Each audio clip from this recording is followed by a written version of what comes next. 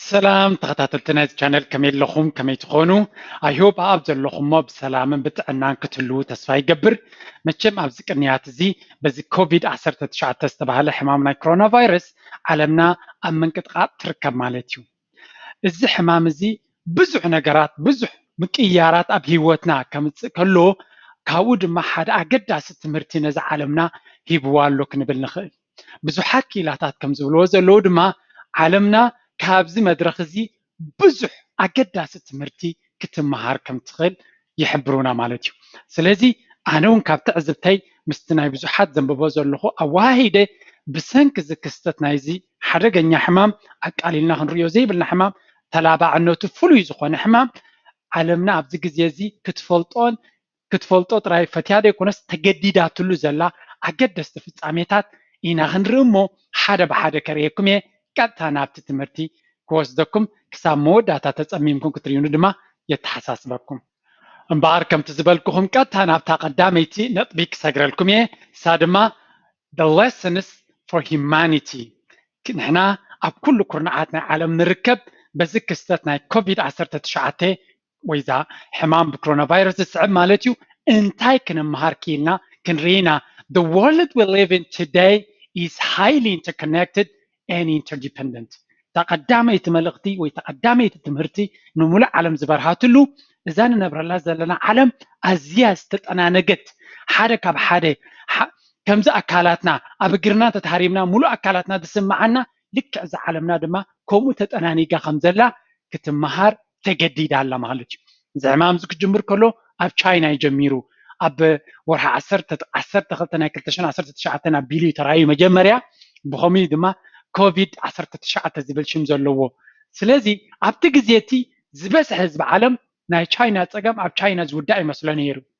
أب زي زين عالمنا معالتاوي معات نقداوي يخون بهلاوي يخون استفل عليه نجارات متحواس سلازلوا السجديفكا كل تنبرت أب كبابي خاتو تقوم له زلغا يمان كان تسقم كان زلو كابي هاجر كندي هاجرات رجيسو خمس مت زفل سب أزيو وحديو زخون نبرت أبي كازلو تليفون كادي كمبيوتر كادي everything تبول عمق بديو كندي هاجرات كندي دوبات تناقفو يزمت سلازي عالمنا أزيا تتأناني قاتلو أبزلا أب حارب وتازقات أمكستت نمول عالمنا خمسولو نتمز ببزحتو سب زي تردو أزنبرا نجر وزي تردو أزنبرا سب بروح كوين قربلو كيلو مالتي أتخيل يتقدر تتملغ every nation has a tons of weapons to protect from enemies مبزحتن هجرات أفريقياويان يقونا أوروباويان يقونا أمريكا يقونا آسياويان يقونا نفس وكف هجر بزح بعقمة أزيو حياة أصوارن سراويتنا اللوا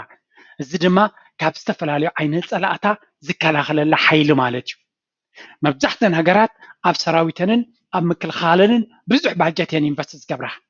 كم هبتن مالتي أنا هجرات أفريقيا إيفن كاب أب كالو طبعا أب مليترز قبره يبزحي زبها انتخونا جن كل المسايلاتن أصواراتن نفرتن تانكتاتن ولا حنتك كلا خلولن كم زي كلو تجنزيبه مالتي أب سويس إن فاكت السراويت كتاب تمجمرة حمام السلابعة كتاب هوسبيتالات كسر دوخ إلهم مالتي نتحكم مننا نخجس انتهى مالتيو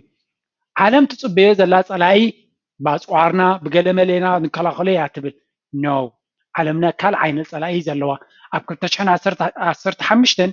عالمنا ذهبتمي بيل جيتس حار عبي برزنتيشن وحار عبي مبرهي أب تيد توكس تزاري بني رسدما عالمنا بني كولر وي بأسوار يكونتن زعبي عنوات كوردايلو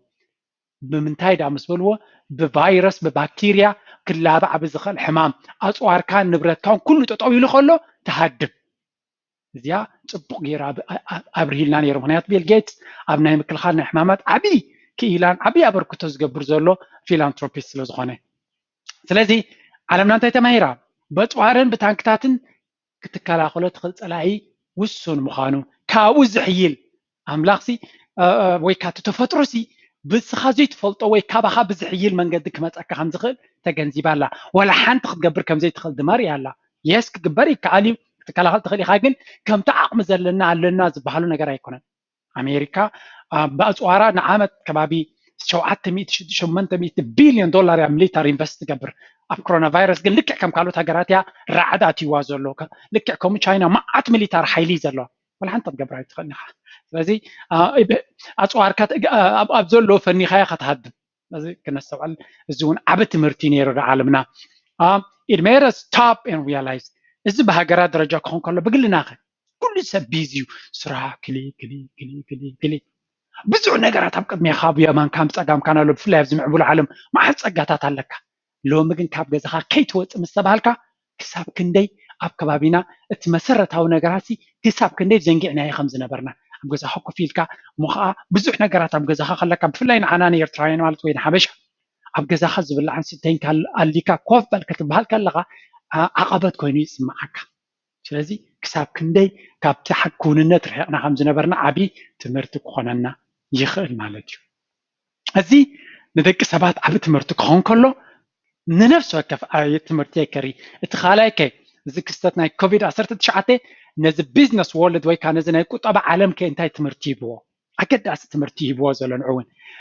COVID-19 made most traditional businesses close their doors and threaten their survival እዚ ሕማም እዚ ንመብዛሕተን ካምፓኒታት ናይ ዓለም ብፍላይ ተን ጥንታውያን ወይ ትራዲሽናል ካምፓኒስ ዝበሃላ ዘፍርያ ደኳኩን ፋብሪካታት ዝተፈላለየ ብሰብ ዝስራሓ ካምፓኒታት ሓደ ዓብይ መስገደል ይኮይንወን ኣፍ ደገታተንን ማዓፅወን ከም ዝሽጉራ ገይርወን መብዛሕተን ኩለን እኳ ኣይብል ግን ብዙሓት ካምፓኒታት እዚ ሕማም ዝምስከደውን ቀፃልነትን ኣብ ምልክት ሕቶ ኣትዩሉ ምክንያቱ ሰፍ ዘይብል ክሳራታት ወሪድወን ስለ ዘሎ እቲ ዘገርም ከ but it has been a blessing for some companies ولا تزعبي مدرخ تزعبي ጸገም تزعبي ብድሆ ናይ ዝሕማም እዚ ንገለገለ ካምፓኒታት ወይ ንገለገለ ሴክተርስ ወላ ሓንቲ ጽልዋ ወይ ኣዝዩ ንእሽተይ ጽልዋ እዩ ኣውሪድሉ ዘሎ ኢንፋክት እዚ ሕማም እዚ እንታይ የርእየና ኣሎ መጻኢ ናይ ቁጠባ ናይ ዓለም ብኸመይ ክኸይድ ምዃኑ ከብርሃልና ጀሚሩ ኣሎ ኣብ ኣሜሪካ ኣብዚ ግዜ እዚ ሓደ ካምፓኒ ኣዝዩ ብርቱዕ ቤት ብዙሓት ሰራሕተኛታት ክቆፅር ይጅምር ኣሎ እዚ ድማ መን እዩ ኣማዞን እንታይ ማለት ኣብ በዓል ቻይና በዓል ኣሊባባ ወይ ኣሊ ኤክስፕረስ ክሳብ ክንደይ ኣብቲ ግዜ መመካት ናይቲ ሕማም ዓብ ኣበርክቶ ከም ዝገበሩ ምክንያቱ ሰባት ኩሎም ኣብ ገዛ ኣብ ዝዕፀውሉ ግዜ መግብን ማይን መሰረታዊ ነገራትን ከድልዮም እዩ ደኳኹን ክዕፆ ወይ ካብ ስትሪክት ኮንትሮል ክኸውን ከም ዘለዎ ምስ ተነገረ እቲ ዝበለፀ መሳርሒ ብኦንላይን ክኸውን ክኢሉ ስለዚ ኣማዞን ኣብዚ ከባቢ ሓፂር ግዜ ጥራይ ከባቢ 100,000 ሰባት ሰራሕተኛታት ቆፂሩ ለንሰባት ነቲ ፀገማቶም ኣብ ገዝኦም ወላ ነቲ ሕማም ንምክልኻል እውን ዝበለፀ እዩ ምክንያቱ ኣብ ሱፐርማርኬት ተኸይዱ ምትንኻፋታት ብቅራባት ናይ ሰባት ስለዝህሉ ፀገም ከጓልሕ ይኽእል እዩ እቲ ኦንላይን ግን ኣብ ገዝኡ ብዝኣክል መከላኸሊ ገይሮም ነቶም ሰራሕተኛታት ክትቅርበሎም ትኽእል ማለት እዩ እዚ ክበሃል ከሎ ግን ቀሊል እቶም ኦንላይን ኣይፀልዎምኒ ማለት ኣይኮነን ምክንያቱ ብዙሕ ፋብሪካታት እውን ተዓፅዩ ስለ ዘሎ ማለት እዩ የግዳስ እተን ዲጂታል ፕሬዘንስ ዘለዎም ወይ ከዓ ኣብ ኦንላይን ወርልድ ዘሎሲ ዝወሓደ ፅልዋ ይወሪድዎ ዘሎ እምበሺ ዓለምና ኣንፈታ ናበይ ምዃኑ ከተርእየና ክኢላ ኣላ ስለዚ መብዛሕተን ካምፓኒታት ዝኾነ ዲጂታል ፉትፕሪንት ወይ ከዓ ኦንላይን ቢዝነስ ዘይነበረን ዓብይ ናይ ምቕፃል ብድሆ ገጢምዎን ከም ዘሎ ነቲ ስትራቴጂናተን ድማ ከም ብሓድስ ዳግመ ግምት ክገብራሉ ከም ዘለዎን ተማሂረን ኣለዎ ማለት እዩ ብዙሓት ካምፓኒታት እውን ነቲ ዘለዎም ፕሮሰስስ ቀይረን ከመይ ገይረን ከም ዝሰርሓ ይበላሓታ ኣለዋ እቶም ዓበይቲ ማናጅመንት ብዛዕባ እዚ ብዙሕ ኣርቲክልስ ክፅሓፍ ጀሚሩ ኣሎ ከም ግለሰብ ድማ ዓብይ መቐይሮ ዝገበረ ብድሆ እውን እዩ ብዙሕ ሰብ ኦንላይን ቢዝነስ ወይ ዲጂታል ቢዝነስ ዘለዎ ኣብዚ ግዜ እዚ እቲ ዝበለፀ ግዜ ኮይንዎ ዘሎ የስ ሕማም ፀገም ኣለዎ ገዛ ዓፅይዎ ኣሎ ግን ነቶም ካብ ገዛ ዝሰርሑ ወላ ሓንቲ ክቕየር ኣይከኣለን እምበሺ ብዙሕ ሰብ ኣብ ገዛ ኮፍ ኢሉ ስለ ዘሎ ብዙሕ ናይ ስራሕን ናይ ዕዮን ዕድል ፈጢሩሎም ክንብል ንኽእል ማለት እዩ እዚ ድማ ብተደጋጋሚ ዝረአ ዘሎ ኣብ ገለገለ ሴክተርስ ማለት እዩ ዘለናዮ ግዜ እዚኣ ዘረባ እዚኣ ዝተውዕሉላ the era of skill ይበሃል እዚ ዘለናዮ ግዜ ብስራሕ ትነብረሉ ዘይኮነስ ብክእለት ብፍልጠት ትነብረሉ ግዜ እዩ እንታይ ማለት እዩ እቲ ስራሕ ስኢልካ ንስለ ስራሕ ኣብ ሓደ ፋብሪካ ከይድካ ዝናብ ፃሕካ ትነብር ተኮይንካ እታ ፋብሪካ ተጠፊያ ካብ ስራሕ ብቐሊሉ ክትወፅእ ኢኻ እቲ ትገብሮ ዘለካ ስራሕ ግን ክእለት ዘለዎ እንድሕር ኮይኑ ፍልጠት ዘለዎ እንተኮይኑ ኣብነት ብቐሊል ዝበለ ሼፍ ናይ ኣብ ሓደ ሬስቶራንት መግቢ ዝሰርሕ ኩክ ከሻኒ ስኪል እዩ ዘለዎ ክእለት እዩ ዘለዎ እንታይ ማለት እዩ እቲ ሬስቶራንት ተዓፅዩ ኦንላይን ናቱ መግቢ ጌርክ ሸይ ትኽእል እዩ ናቱ ሬስቶራንት ክገብር ክእል እዩ ስለዚ ስኪል ኣለዎ ሰብ እዚ ብኻልእ ዘራርባ ኣብ ኦፊስ ዝሰርሕ ሰብ ግን ሳክት ስራሕ ናቱ ስኪል ዘይብሉ ተኮይኑ ግን ኣብ ከምዚ ግዜ ዓበ ብድሆ ዓበ ፀገም እዩ ዘጋጥሞ ዘሎ ስለዚ እዚ ግዜ እዚ ተጠቂምና ስኪል ወይ ካብ ፍልጠት ክእለት ከነማዕብል ክንመሃር ክንነቅሕ ኣብዚ ዝመፅእ ዘሎ ሓድሽ መድረክ ከዋስኣና ዝኽእል ፍልጠት ኦንላይን ቢዝነስ ዝበሃል ክንመሃሮ ክንኣትዎ ከነስተውዕል ጥሪ ኢልኩም እተዋ ይብል ብዙሕ ሰብ ኣሎ ኦንላይን ቢዝነስ ግበር ዝብለካ ኣነ እውን ከምኡ ኢለ ፀቕጢ ክፈጥር ኣይደልን እየ እንታይ እየ ዝብላ ንኩሉ ግዜ ክንፈልጦ ኢልና ክንበገስ ኣለና ከነንብብ ብዛዕባኡ ክንበላሕት ሪሰርች ከነካይድ ይፅዋዓኩም እንተዘየለ ምስ ግዜ ተገዲድና ናብኡ ክንመፅእ ምዃንና ወላ ሓንቲ ዘጠራጥር ነገር የብሉን እዚ መድረክ እውን ዘርእየና ዘሎ ሓቂ እዩ እዚ ንቢዝነስ ወርልድ ክኸውን ከሎ ንኢንቨስተርስ ከ ኣብ ዝተፈላለየ ኢንቨስትመንት ወይ ከዓ ብፍላይ ድማ ናይ ስቶክ ማርኬት ኢንቨስትመንት ከ እንታይ ትምህርቲ ወይ እንታይ ዓይነት መልእኽቲ ካብ ኮቪድ 19 ክንመሃር ክኢልና ምክንያቱ ሓደ ካብቲ ዓብይ ፅልዋ ዝተገይሩሉ ዘሎ እውን ስቶክ ማርኬት እዩ በዚ ኮቪድ 19 ኣብዚ ሕጂ ብዙሕ ከርእየኩም እየ ፅን ኢልኩም ተሪኹምኒ although this outbreak is not the first time in history people still react the same way like in all times by panicking and selling most investments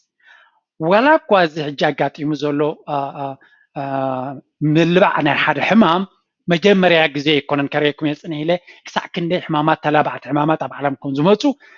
የግዳስ ዋላ እዚ መጀመርያን መወዳእታና ይኹን እምበር ኩሉ ግዜ ከምዚ ክመፅእ ከሎ ሰባት ሓደ ዓይነት ባህሪ እዮም ዘርእዩ ነቲ ዘለዎም ኢንቨስትመንት ብፍላይ ኣብ ስቶክ ማርኬት ሸጥካ ምህዳም ገንዘብካ ምውፃእ ማለት እዩ ኩሉ ግዜ ድማ the same mistake ወይ ተደጋጋሚ ሓደ ዓይነት ጌጋ ብምግባር ዝበለፀ ዕድል ናይ ዕቤት ይኸስርዎ ማለት እዩ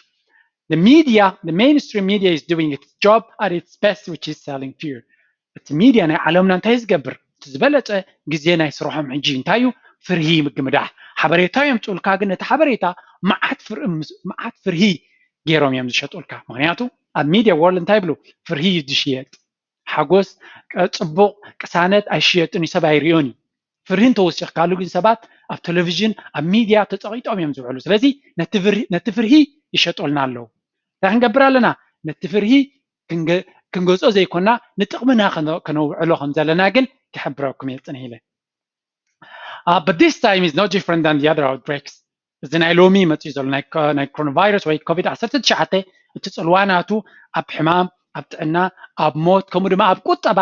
ፍሉይ ካብ ካልኦት ኣይኮነን ከም ቀደም ዝነበረን ከምኡ ዓይነት ፅልዋ ድማ ይክህልዎ ስለዚ ካልኦት ሕማማት ምስ መፁ ንስቶክ ማርኬት ብኸመይ ፀልዮም ነይሮም ሕጂ ከርእየኩም እየ ኣብዚኣ ቻርት እትሪእዋ ዘለኹም ዝተፈላለዩ ሕማማት ኢና ክንርኢ እዚኦም ኩሎም ሕማማት እንታይ ዓይነት ፅልዋ ኣምፂኦም ነይሮም ኣብ ስቶክ ማርኬት ክንርኢ ኢና ንኣብነት ኤችኣይቪ ኣብ 81 ምስ መፀ ዓብ ፅልዋ ነይርዎ እዚ ኤስፒ 500 እዩ ናይ ኣሜሪካ ዓብ ኢንዴክስ እዩ እዚ ከዓ እዚ ኢንዴክስ ንኤስፒ 500 እውን ዘጣመረ ናይ ዓለም ድምር ናይ ዓለማት ኢንዴክስ ወይ ከዓ ማርኬት ናይ ዝተፈላለዩ ሃገራት ድምር ብርክታት ዝሓዘ ዓብይ ኢንዴክስ ፋንድ እዩ ስለዚ እዚኦም ክልተ እንታይ ዓይነት ሪኣክሽን እቲ ዕንወት ምስ መፀ ድሕሪ 6 ወርሕን ድሕሪ 12 ወርሒ ከምኡውን ብዓለም ደረጃ እንታይ ዓይነት ፅልዋ ነይርዎ ክንርኢ ኢና ኣብ 81 ናይ ኤችኣይቪ ምልባዕ ምስ መፀ እቲ ስቶክ ማርኬት ኣብ 6 ወርሑ ንእሽተይ ኣብ 12 ወርሑ ግን ዓብ ምልባዕ ገይሩ ዓብ ፀገም እውን ፈጢሩ ምክንያቱ ኤችኣይቪ ንነዊሕ ግዜ ሓደገኛ ፅልዋ ስለ ዘርአየ ካልኦት ከምዚ ናይ ኮሮና ቫይረስ ዝኣመሰሉ ሕማማት ክመፁ ከሉ ንኣብነት እዚ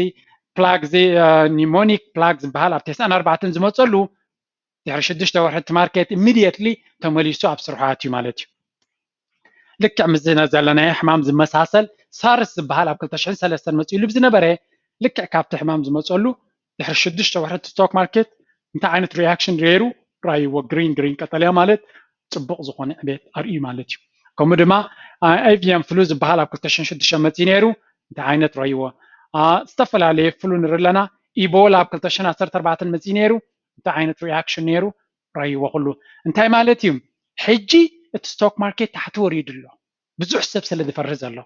ሕጂ እቲ ዝበለፀ ግዜ እዩ ንስቶክ ማርኬት ኢንቨስት ክትገብር ንዝሓስብ ብዙሓት ኪላታት ድማ ይነግሩና ኣለዉ ሕጂ እቲ ክትገፆ ዝደሊ ዝነበርካ ንብረት 10% 7% 6% ታሕቲ ወሪድልካ ኣሎ ሕጂ ኢንቨስት ጌርካ ድሕሪ ዝተወሰነ ግዜ ከምዚ ንሪኦ ዘለና ኩሎም ሕማማት ድሕሪ 6 ወርሒ ድሕሪ 12 ወርሒ 8% 10% 6% كندي استفل عليه برسنت كعبيو خيلهم እዚ ዕብየት እዚ ድማ እቶም ሽዑ ኣብቲ ግዜ ፍሪ ብዙሕ ሰብ ዝሃድመሉ ዝኣተው ጥራዮም ክኸስቡሉን ክጥቀሙሉን ዝኽኣሉ ይብለኩም ማለት እዩ ስለዚ ነቲ ፍሪ እቲ ሚድያ እቲ ዓለም ፍሪ ተርእየና ዘላ ንሕና ግን ረብሓና ክነውዕሎ ብፍልጠት ብምስትውዓል ክንከይድ የተሓሳስብ ኣብ ስቶክ ማርኬት ክትመሃሩን ክትፈልጡ ተደሊኹም ኣብ ድራር ሂወት ዶት ኮም ዝብል ብዙሕ ሓበሬታ ኣለኩም ኣባኣቲኹም ራዩ ከመይ ጌርኩም ናብኡ ክትኣትዉ ከም ትኽእሉ ሓገዝ ኣለኩም ብዙሓት ተምሃሮ እውን ኣብኡ ርእይቶኦም ገሊፆም ኣለዉ ካብ ተበጊስኩም ሊንክ ኣብ ታሕቲ ክገድፈልኩም እየ እናበልኩ እዚ ግዜ ብምስትውዓል ክንሪኦ ከይንርዕድ ከነስተውዕል ግን ብራዕድን ብፍርህን ካብ ዕድላት ከይንሃድም ሓንጎልና ክፍት ኣቢልና ልክዕ ከምቲ ዝግብኦ እምበር ካብ ዝግብኦ ንላዕሊ ከይንህቦ የተሓሳስብ እናበልኩ ንኩልና ኣብ ዘለናዮ ክንጥንቀቕ ኣምላኽ ድማ ምሕረቱ ከውርደልና በብናትና ሃይማኖት በብዘለና ኣብታ ዘለናዮ ቦታ ኮይና ጸሎት ንግበር ንማህለል ደዓ ንግበር እናበልኩ ናይ ሎሚ ስራሕ ዝወዲ ኣለኹ ኣብ ካልእ ክሳብ ንራኸብ ደሓን ኩኑ ይብለኩም ሰሰናዩ ቻው